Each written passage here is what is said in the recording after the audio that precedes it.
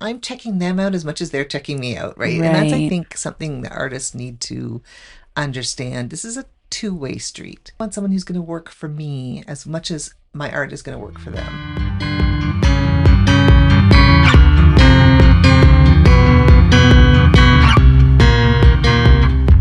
Hi, this is Nat, Hi, this is Catherine.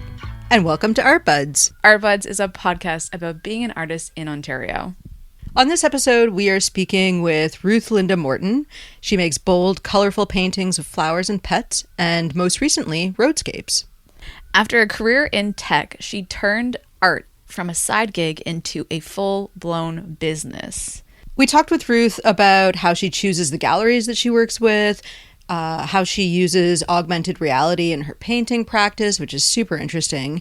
And we even got into some thoughts about AI and artists and how she uses it as a tool. We also had an interesting back and forth about curated shows from both her perspective as an artist and Catherine's perspective as a curator. And finally, she talked about ways that she finds to give back to the arts communities that she seeks to be a part of. Here's our conversation with Ruth Linda Morton.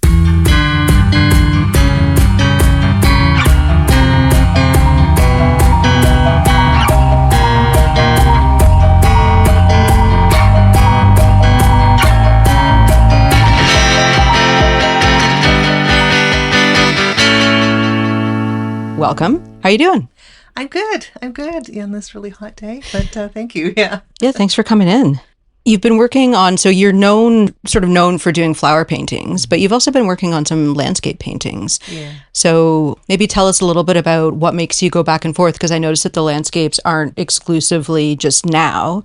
It seems to be an ongoing thing that you come back to, but your main focus is still flowers. So tell us a bit about your practice. Yeah. So I love flowers. I love painting them. I garden. I particularly have really kind of zeroed in on zinnias. They're easy to grow and they're so great to paint because there's so many little details. They're lovely. But then every so often I like to kind of see if to be honest, I'm still trying to find my style. And instead of trying to force that, I'm trying to see, well, can I make a different subject but have someone look at it and go, oh, that's a Ruth Linda Morton. You know what I mean? And so I've tried different things, but recently I've been kind of focused on, well, what drives me? What am I passionate about? Like flowers and zinnias. And one of the things is that when we do road trips, my husband always drives. My husband is a really bad passenger. I can care less. I can be a passenger or a driver. I don't care. So when we go out, he's driving. I'm in the passenger seat. And I take a lot of road pictures. Oh, fun. It's something I've always done. I like how the sun hits the trees, the shadows go across the road. I like how the rain looks in the lights and all that stuff. And I take road pictures. And I was thinking last summer, I'm like, you know what? I want to do a series of road pictures. Like it'll be my road trip series. And there's a lot of nostalgia to that. We did a lot of road trips as when I was growing up, and I do them with my own kids.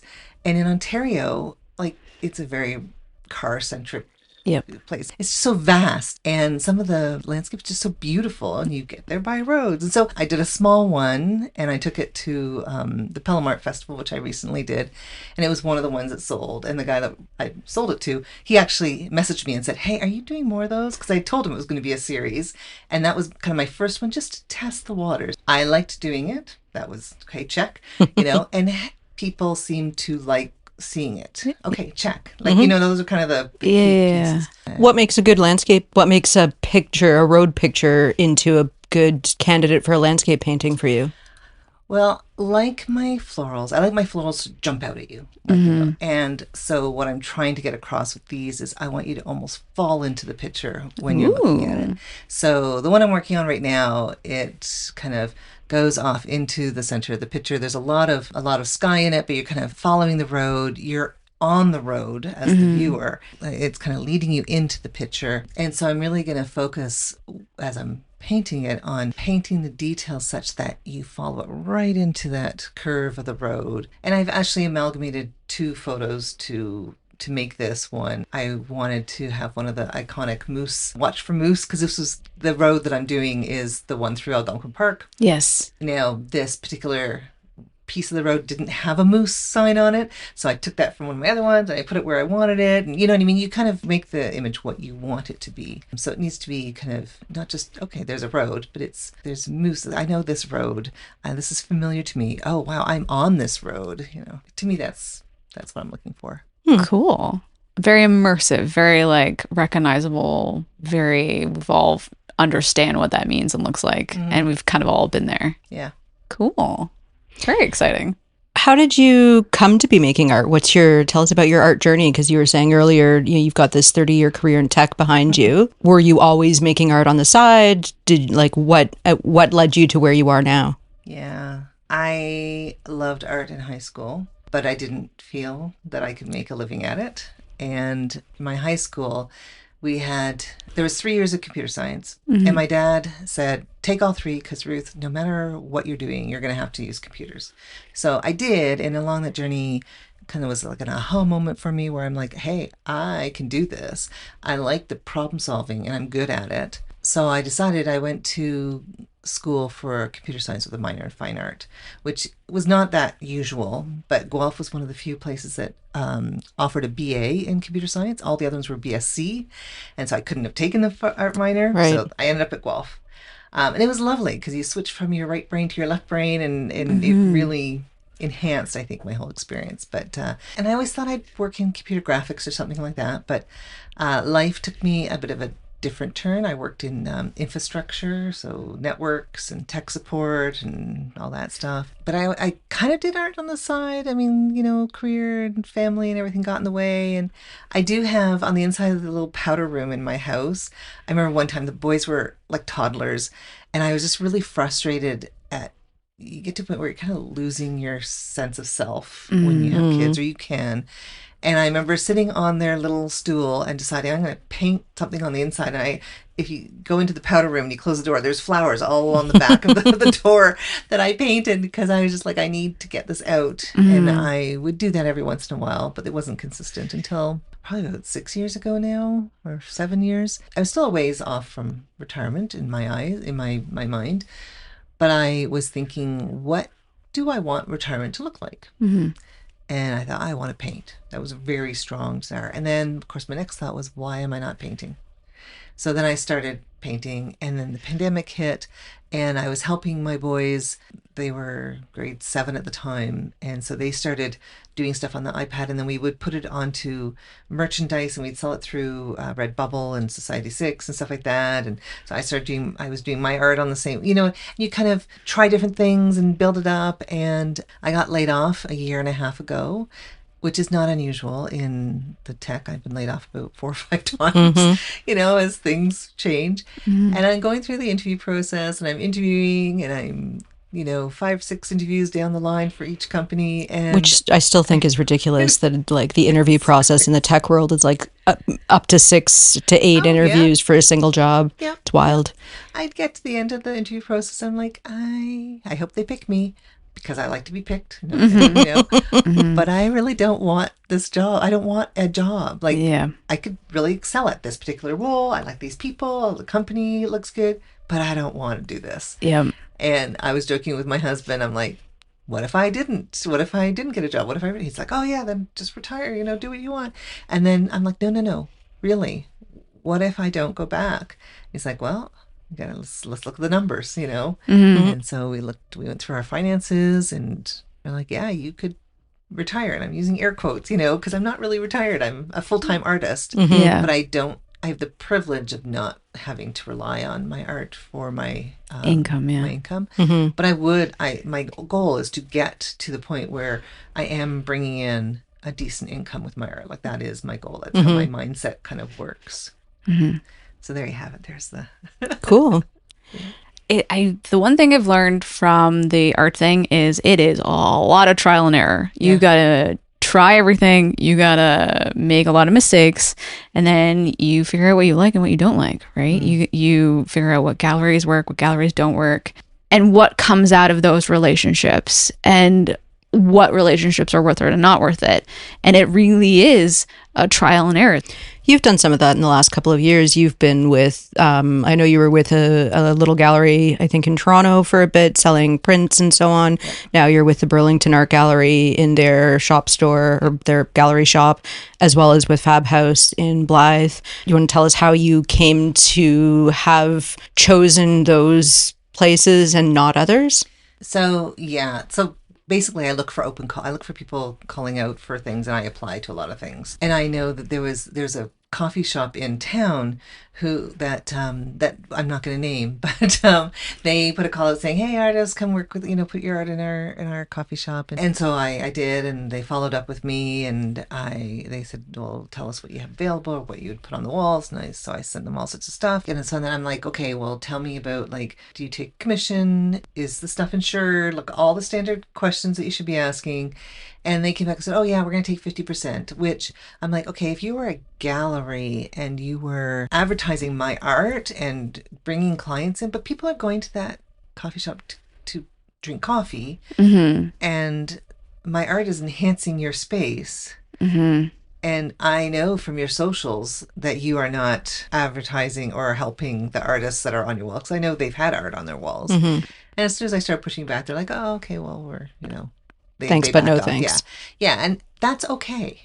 That's okay. Our goals were not aligned. There are some artists that are like, "I just want people to see my art, and I'm like, then your goals might be aligned with that." So I think it's really important to have the goals aligned. Burlington Art Gallery gift shop, they'd had a call out. They approached me and they said, "Yeah, we like your art. We'd like to see some pieces." So I sent them some pieces I had available, and I went down. I just took a couple smaller pieces. And she's like, "Oh, should we have bigger pieces?" I said, "Well, I mean, I'm checking them out as much as they're checking me out, right?" And that's, I think, something the artists need to understand. This is a two-way street. I think a lot of artists going, "Oh, thank you for the opportunity." And it is a great opportunity. But also, I want someone who's going to work for me as much as my art is going to work for them. So I just put some larger pieces in it then. The gift shop store manager, she's great. We gelled well. Anyway, so it was a good experience. So I'm like, okay, yeah, I'm going to keep this relationship going, I hope. Same with Fab House in Blythe. Noella and Paula are great. It was a new cafe. There was their inaugural call out for art. And I thought, well, I don't know, but I'm getting a good enough vibe that I'm going to kind of explore this and put some art in the first show. One of my pieces sold. And then I didn't have enough for the next call for art. I was getting ready for the Pelham Art Festival. And so, and they actually approached me and said, "Hey, are you going to put something in this time?" I said, "Well, I don't have anything really, but I do have these small pieces." Were they your animals? Yeah, I had a bunch of dog snouts and cat eyes. Right. And I sent them pictures, and they're like, "Yeah, we bring them." And so I'm like, okay. They've been selling like hotcakes. They've been really popular. They're small, they're affordable, they're cute, So I just took a bunch more down to them with a couple big pieces again this time. And they're fabulous. Again, it's a good vibe. So I'm like, okay. When you say you want a gallery space that works for you as much as you work for them, what does that look like to you? To me, I'm interested in selling my work, which might seem obvious, but not all artists are looking to sell their work. Again, some are looking just to show their work. Some are looking to have a statement. So like if you have statement art, the art gallery at Burlington Gift Shop is probably not for you.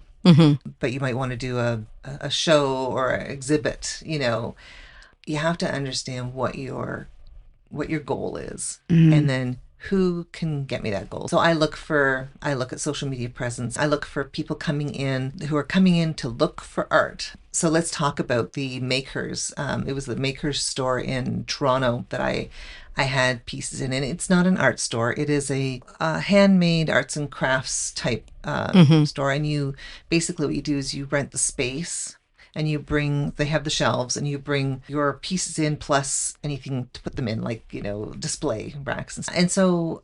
And I thought, well, okay, I'm going to try this for 6 months. It was over the Christmas period, and I'm going to see how this goes. I do a lot of printing on pieces. I have notebooks and pencil cases and coasters. And for me, it didn't work. Like I sold a lot of stuff. I didn't sell enough to cover my rental costs. Right. And I didn't want to just break even, right? I mean, I didn't even break even. So I pulled out after 6 months. But I know other hand makers and artists thrive in that environment. Part of it was my pricing. So I did a whole exercise at the beginning of the new year, and I did a whole business plan, and I adjusted pricing based on that experience, plus doing some more market research and stuff. And I actually can sell stuff wholesale now. I'm going to be approaching a number of art gift shops and stuff, like, for that printed stuff. Some gift shops only want handmade originals. Some accept printed items. So you have to kind of know what they're looking for. But, talking about the print on demand, how did you choose whichever print on demand services you work with? What was the process for you of choosing this one over that one? Because I know there's so many out there. You mentioned Society 6 and Redbubble and so on. Like some are obviously going to be better than others. Yeah. So I think if you're just dipping your toe into it, I mean, something like, and if you don't have a website presence, because at the time I didn't really, or I did, but it wasn't as solid as it is now. The margins are really, really thin. So it's, when you're using something like Society 6 or Redbubble, they manufacture the items. There's a ton of items you can do. You can put it on anything from yoga mats to furniture to t-shirts to clothing to whatever. Margins are really thin, and it's a volume thing. I was never going to get the volumes I needed to cover. But again, great learning experience. I now source manufacturers so some of them do print on demand. So there's one up I'm going to give away all my secrets, you listening. There's one up in Montreal called Art of Wear. I know a number of artists use it. They do print on demand, so you can sell stuff where when somebody puts an order in, then you go and get it printed, and then they will send it directly to your customer. Beautiful. The margins are thinner on that, so I now do what's called wholesale pricing. So I will put in an order before I need it, like before the Gold Studio tour or whatever. I'll buy a bunch of stuff, I get bigger margins, and then I sell it directly myself, but then I have the risk of holding inventory. Right. They're really good for that middle, kind of mid-tier, because they have, you don't have to buy 100 of something to get the wholesale pricing. It's like 6. Or, so it's really good. It's, again, a little risk, but not huge risk. Yeah. But not huge margin. So if I want 200 or something, I'm still only getting the same whole price as the 6. Like, they don't. Right. So now I'm starting to look at more manufacturers for different pieces. I just did Imprint was one. I thought they did stuff in Canada, because that's one thing I would like, the manufacturing in Canada. Discovered when I did it that they actually manufacture the stuff in China and it comes over.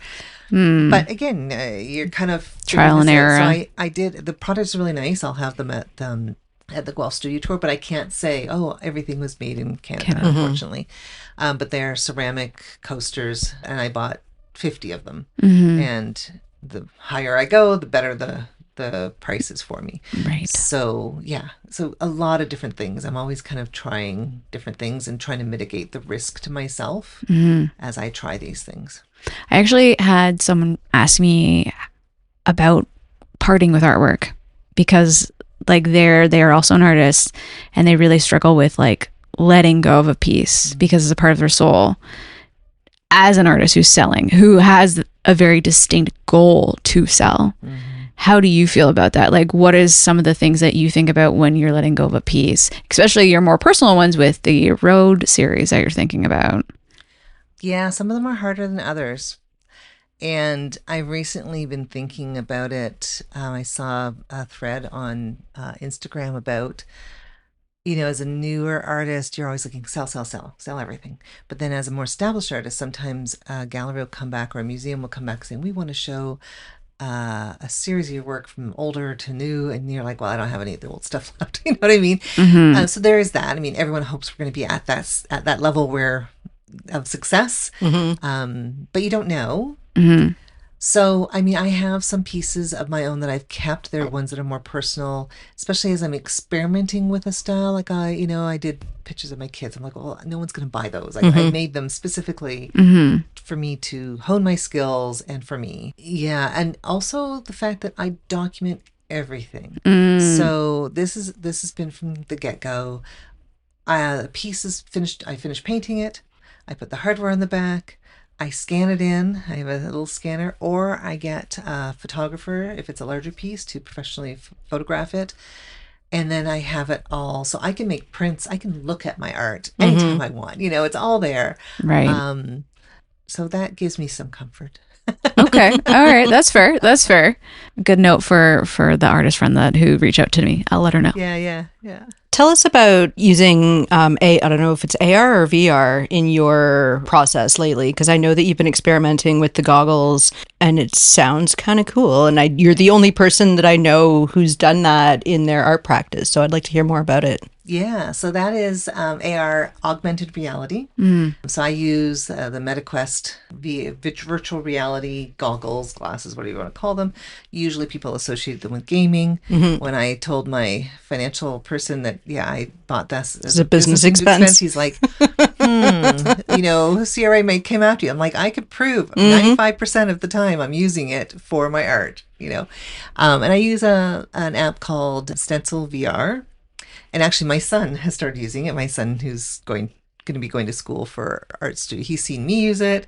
And it's a really quick way to get your art transferred onto your surface. So again, my goal, and there's no right or wrong way to do it, but my goal is to get to the painting as fast as possible.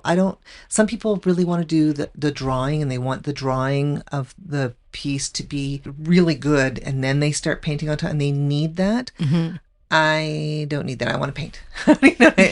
So this is an interesting debate, a very interesting debate about this. It's an old technology. We like Leonardo da Vinci used the camera obscura. We have like people using mirrors and projectors. So like I'm working on the portrait of my grandmother, and I used a projector to get it to scale, because the picture I was working from was like this tiny little thing from the old age home that she was at, and like I knew, like I didn't want to spend my time drawing it. I wanted to spend my time shading it and getting her essence, not trying to be like, oh, is her eye wonky? Is her nose right? Like I needed those to be perfect right off the bat so I can spend time with her as she is doing the shading. And it's a very interesting debate, because some artists are like, no, it has to start from the beginning. And you're like, but why? If my practice isn't about the nitty-gritty realistic version of the thing that I'm doing, and it's actually about the materials, and it's about the shading, and it's about the time and the process, why not give yourself that opportunity?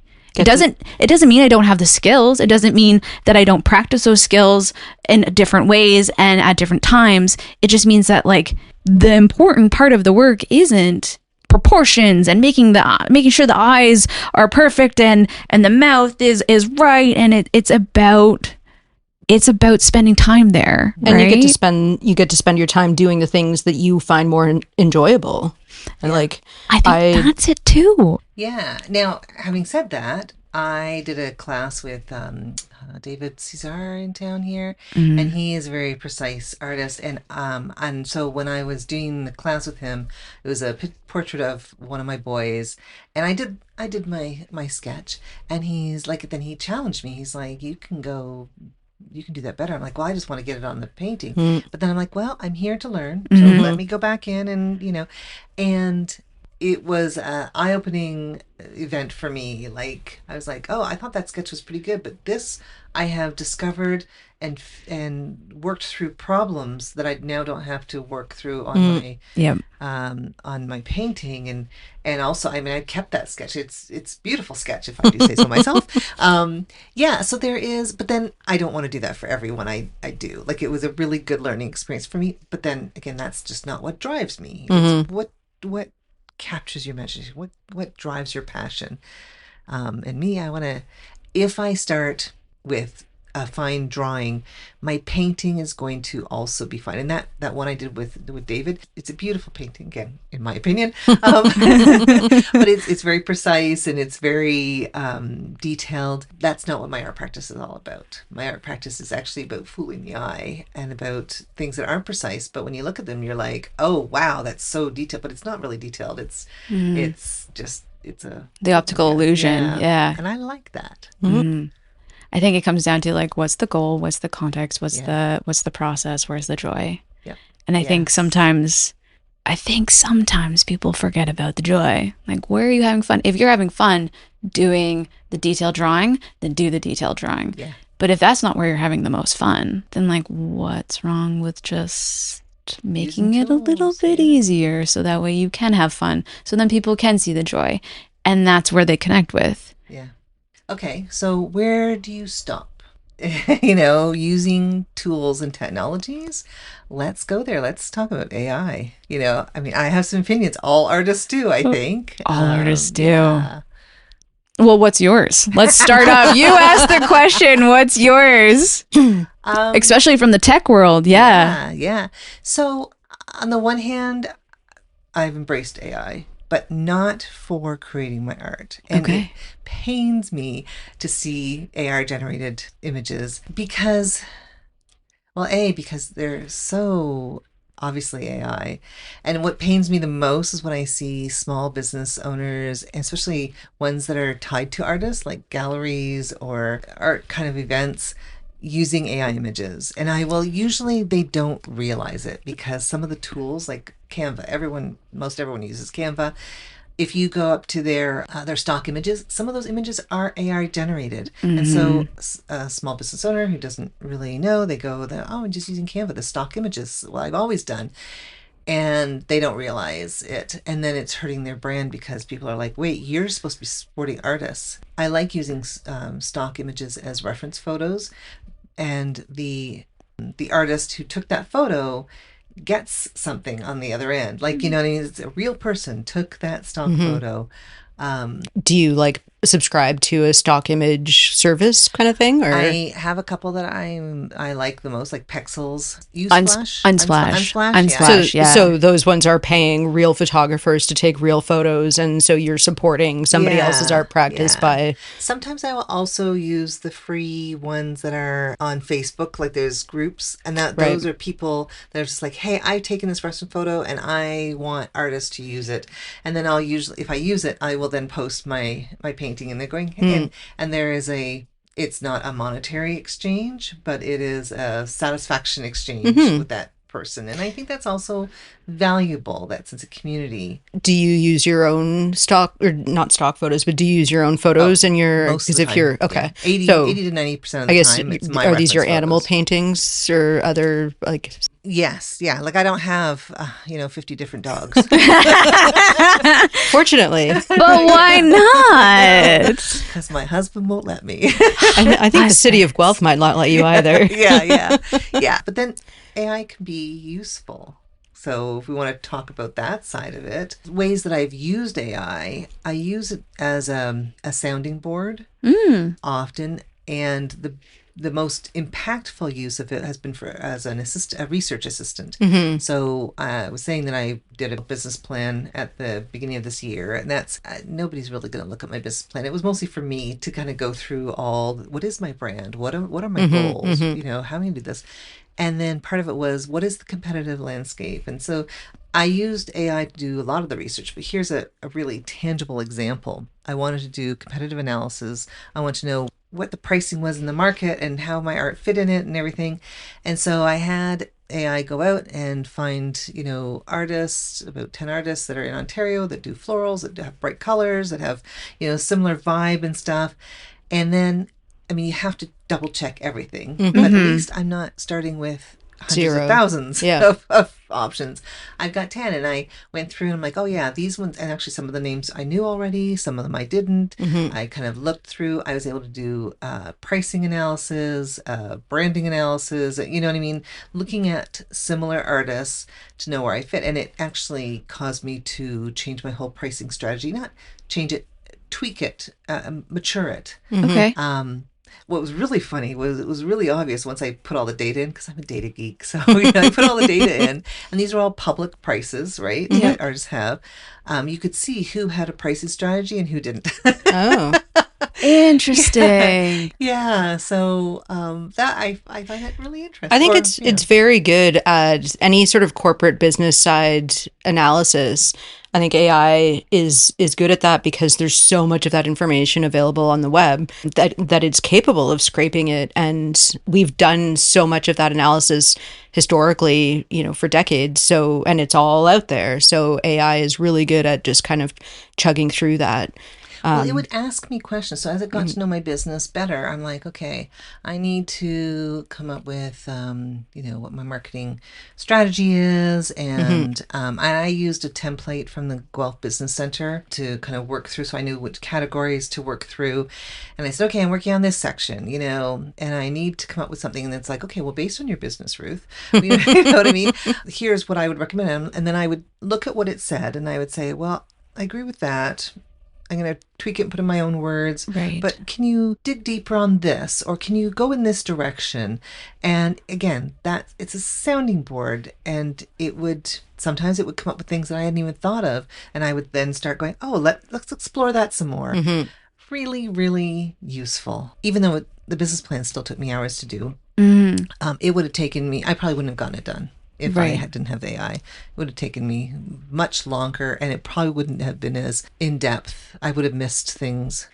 Yeah, I think the business side of things is one area where AI can be a really powerful tool. And I think if we think about what is the purpose of art, AI created art it doesn't even qualify as art. Like to me, art is about human expression and creativity, and I don't see AI falling into that sort of, it's not expressing anything. All it is just a prediction machine. And it's based on stolen ideas. Yeah, totally. That's what these are not ideas that are images that were original that were, you can use these.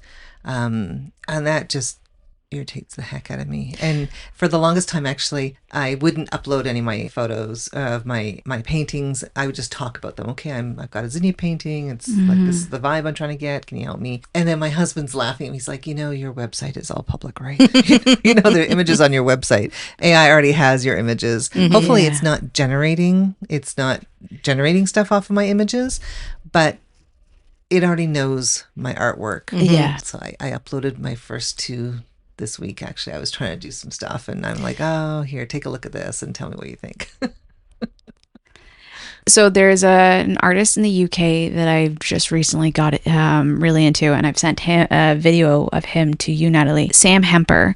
He is asking questions about where artists and AI, what does that world look like? And he has a lot of backlash for these videos.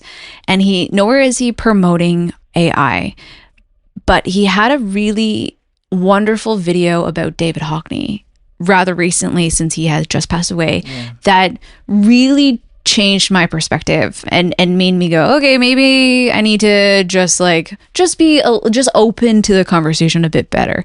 But it was initially, he was reviewing David Hockney's kind of career and how David Hockney used technology as a tool and really explored that tool to ask those questions. So he did that with photography and the idea of we live in this 3D world and photography is very flat. Right. And analyzing that through some of his photography. In the pandemic, he used an iPad to do landscape drawings. And for me, that was like, what? Because for me, I take my on plein air kid out camping with us, and it's like, how fast can you paint? How fast can you get that color? Especially if you're doing a sunset, it's so quick. Like, how fast can you mix that color and put it down, and all of a sudden the light has changed completely again, and you're trying to react to that constantly.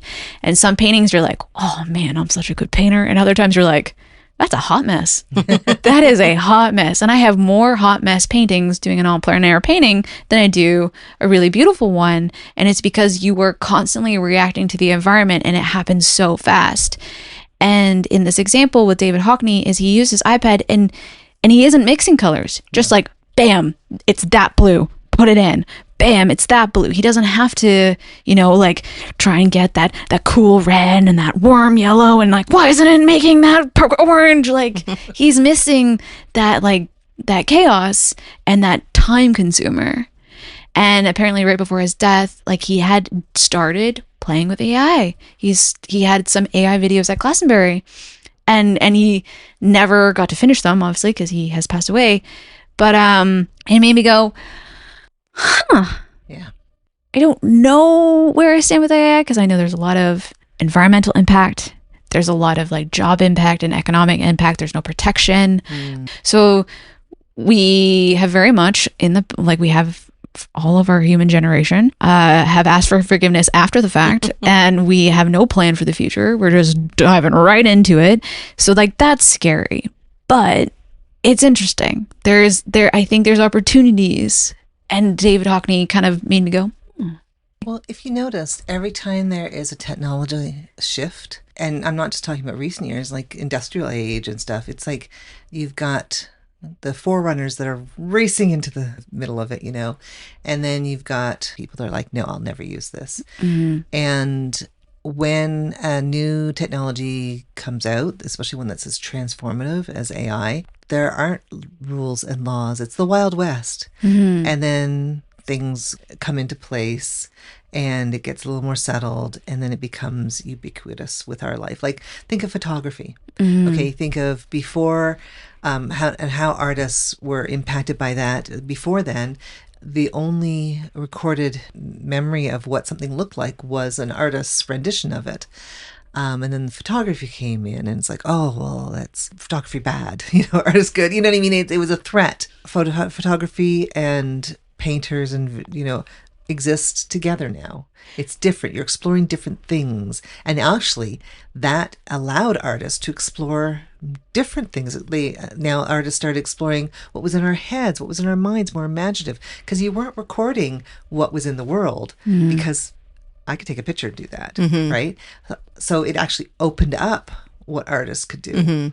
I think there's a lot of parallels, obviously, between AI and any new technology of the last couple centuries. I think the difference is just the speed of the change, right? And that makes it much harder to predict outcomes and mitigate issues.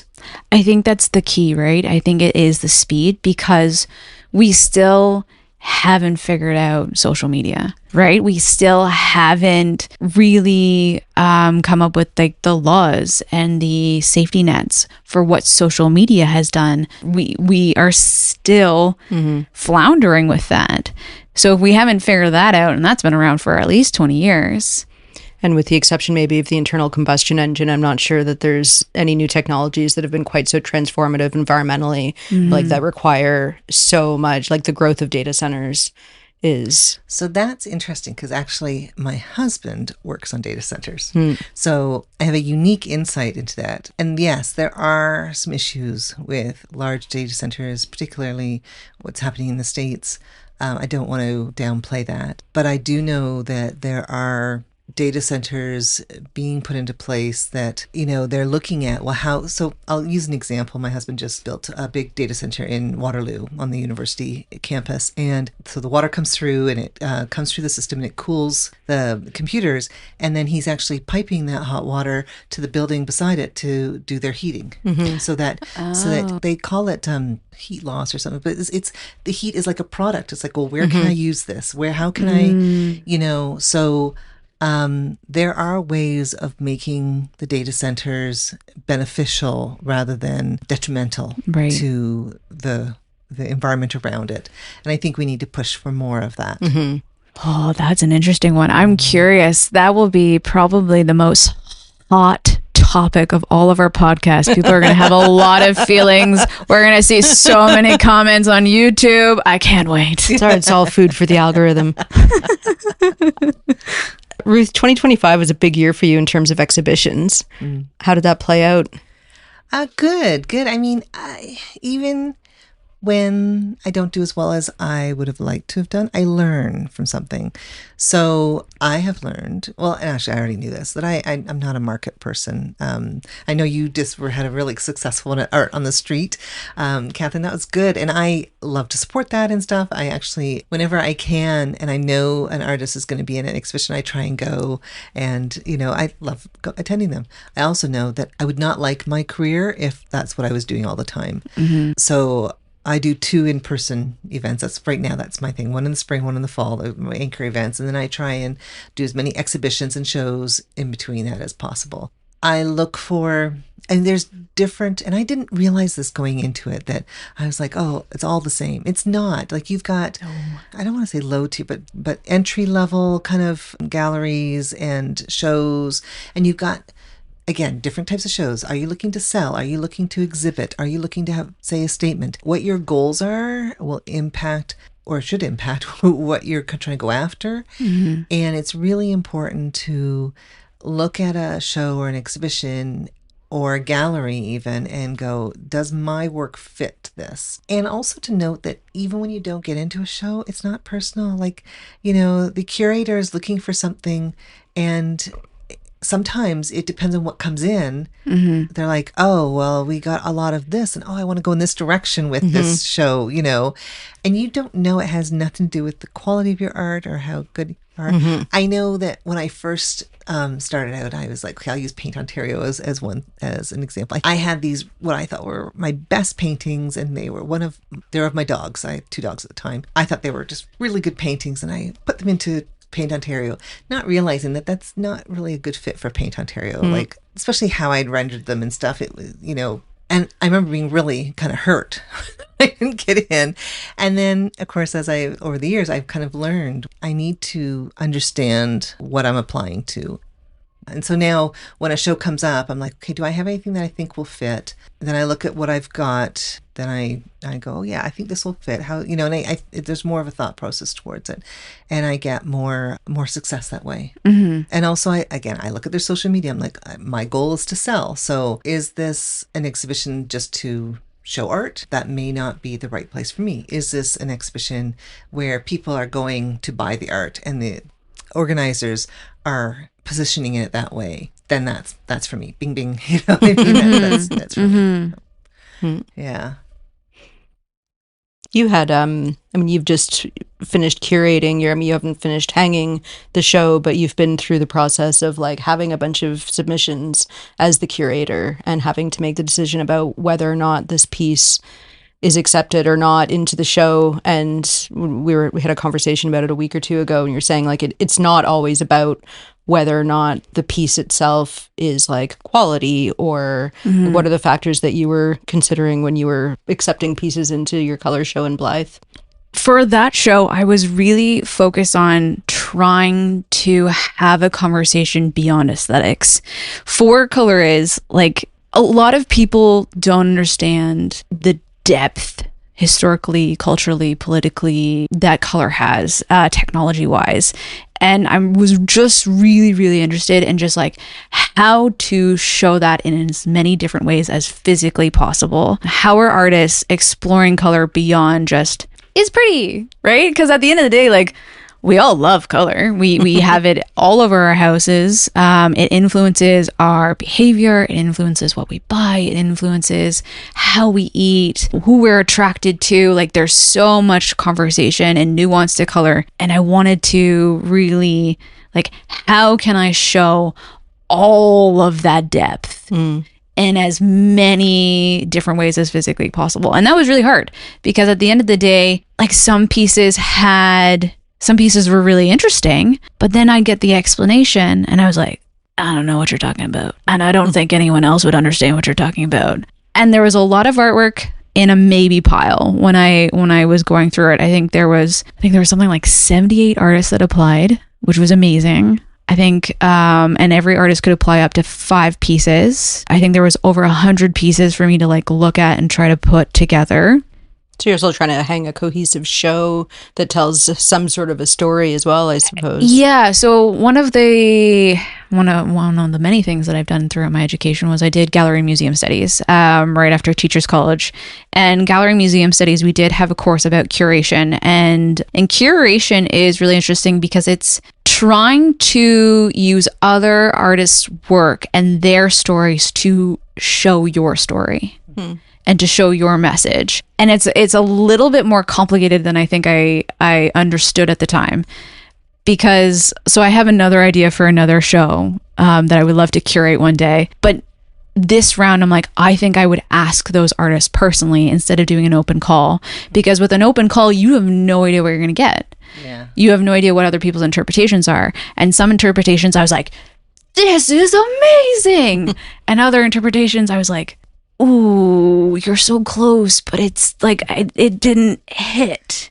Yeah. And I didn't know if it would hit the audience. Yeah. Sometimes you kind of have to have it slapped in your face for you to go, whoa, I get it. So unless the artwork and the explanation were like a full-blown like slap in the face, there's no way you couldn't not get it, then it was in the maybe pile. And then for the maybes, it came down to numbers. It came down to, okay, so these are like the essential pieces that are working together. They're going to help me create that message. What helps fill in and what would be now more confusing. And that was kind of how I went about it. So it's interesting. A couple things you said there. It's interesting hearing that the other side of it, because as an artist, I will look at my art and go, do I have something where I can say something about this thing?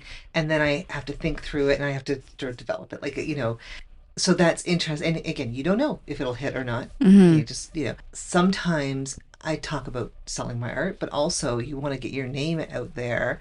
And so that when there isn't an open call, your name pops up into someone's head who is doing an exhibition going, oh yeah, I want to do a group show and I'm going to ask these people. So there's kind of different levels of exhibiting your work. And I think that's why it's so important to build community, to get involved. You can't, I'm an introvert. I don't like to do a lot of markets and stuff, but it is important for me to do some markets, and it's important for me to connect with other artists and be part of the community. I wouldn't say you can't, but it's very difficult to be an artist, a successful artist, without contributing to the community. What would you say are like the key venues, I guess, for somebody who's new to town, who's trying to break into the artist community? So when I decided that I wanted to do art, before I went full-time, whatever, I looked for different art organizations in Guelph, that I thought that I had some skills to help.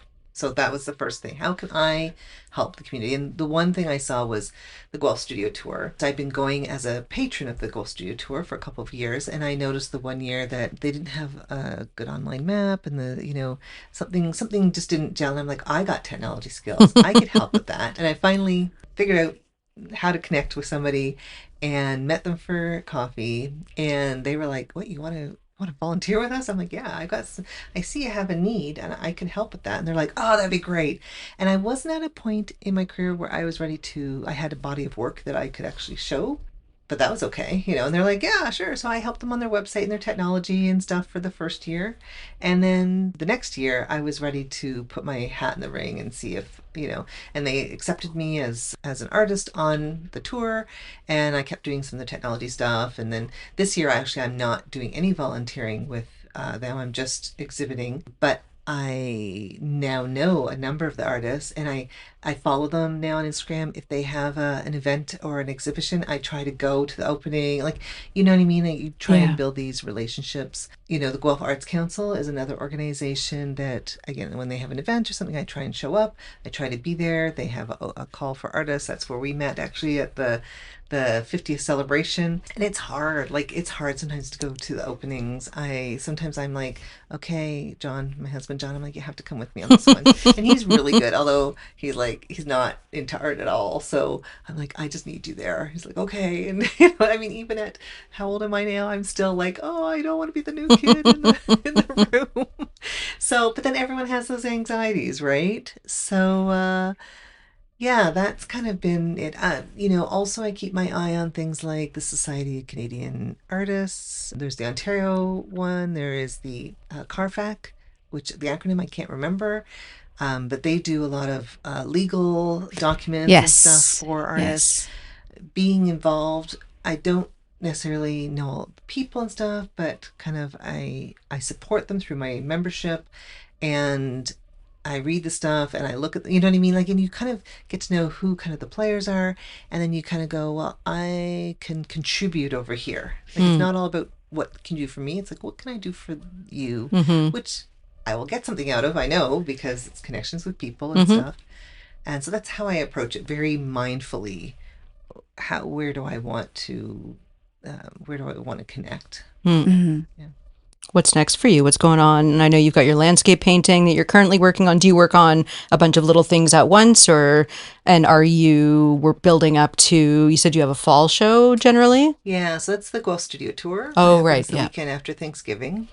So yeah, I'm mindful of, I need to have a number of pieces for that. I have a number of pieces in at Fob House and at the Burlington Art Gallery of Burlington, sorry. How much of a balance do you try to strike, between like small and large? Because I've been told that, especially in Guelph, there's lots of people who really want to support the arts, but they don't have the same budgets as, say, the Toronto art market. And so it's useful to make small pieces to sell locally. Where do you strike that balance? I know you've got a lot of the small animal faces. Yeah, so I do try and balance it. That's a really great word for it. I have right now, actually, I just finished up a little 8x10. It was a commission of a cat that I did. And then I'm working on my large roadscape one, and I've got another one where somebody actually bought a larger piece for me and then wanted 2 side panels on it. So I've got that up, and I'm working on the side panels at the same time. At the same time, I'm thinking, there's some square foot shows that I've put my name into. I don't know if I'm going to get in, but I've always find that I actually have done a lot of square foot paintings, and they sell well. They're a good mid-range, so I sell mine for under $300 at this point. And so it's not astronomical, but it's still an investment for, the normal, person, but they get a significant piece of art. Like, you know what I mean? So it's a good balance there. And then, of course, I've done about, I don't know, 50 dogs and cats. Like, since I just started doing them I started last spring. It's been about a year, and they're small. To be honest, I don't make much money off of them because, they take right now they're taking me about half a day to do one each. And I'm probably selling them for less than I should. I think I had them for $60, and then when the gallery takes half of that, but I get a lot of commissions off of that. Yeah. And they're fun. And sometimes you just do things for joy. And you know what I mean? Like, there's, You focus exclusively on acrylics, is presumably in the process of at least your minor when you were in school. If not beyond that, you've played around with other materials. Why do you stick with acrylics? So I had actually never done oils until recently. I took an oil workshop because that's how I often try new things. And I really liked how it turned out, but I did not like the waiting process. Like, I was like, I am and I know you can add Fixatives and stuff. And I'm like, I'm way too impatient. And in order to make it so that it dries faster, I have to learn new things, and I already do acrylics. Like, you know what I mean? So it's like, I don't want to learn the new things on the oils because I'm satisfied with the acrylics. And I do watercolor, but I don't sell watercolor. I sketch with watercolor. I have little watercolors. I find watercolors very frustrating, but I know that's just because I don't have the technique down. Same. But I like to use them to sketch and stuff. I don't know if I'll ever sell watercolors. It's part of my process. Acrylics just kind of captured my brain and my heart and haven't let go. Who is your art bud? Who is my art bud? I don't think I particularly have one art bud. It can be plural. There are a number of artists that I have connected with and again, life just gets in the way of continuing to make connections. There's a couple of artists in my neighborhood. Joan Callister is one of them, and Wendy Whiteside is another. Again, they're just local artists. There's the artists on the Guelph Studio Tour again. I've really kind of connected with a number of them, and I kind of try to see where are you doing your events, and I kind of go out to the events, and that's always, I think, appreciated. I know I appreciate it as an artist, and I think they appreciate it as well, but I'm still growing my circle of art buds, I think. Circle of art buds. Well, you are officially one of our art buds. Awesome. Yeah, thanks for joining us, Ruth. Yeah, it was really, really wonderful. I came away with learning a lot. Well, thanks for having me. This was so much fun, and we should do it again. Yes. Done. Yeah.